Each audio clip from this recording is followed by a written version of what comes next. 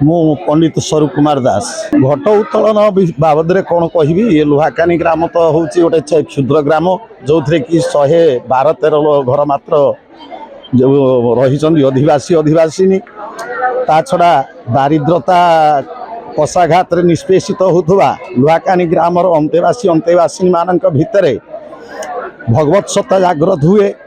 तो विगत दिन में 2019 मसीहा अवश्य तारीख मोर मन पड़ूनी भूमि पूजा मो पाखक मंदिर प्रस्ताव नहीं गले एवं मु आसी तार भूमि पूजा करी जो ग्रामर अवस्था देखिली मु भाविली ये हनुमान मंदिर हो पारनि कारण हनुमान मंदिर टी गठन करी ताकू प्रतिष्ठा करने सहज साध्य नुह कारण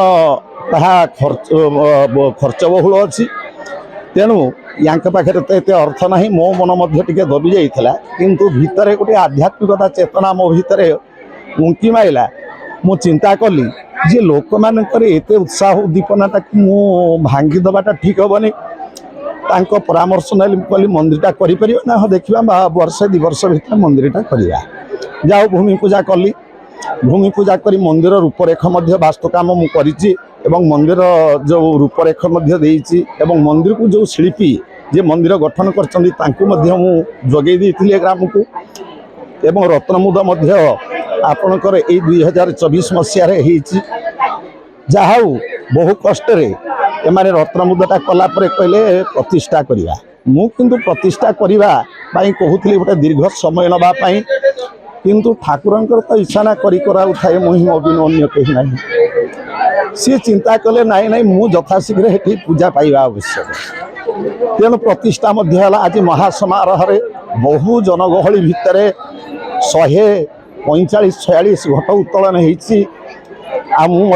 मुख्य पुरोधा भाव में यज्ञ मंडप तथा मंदिर अचल प्रतिष्ठा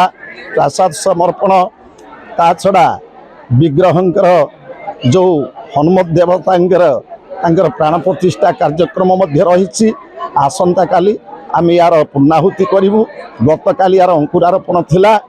जहाँ राति तमाम परिश्रम करी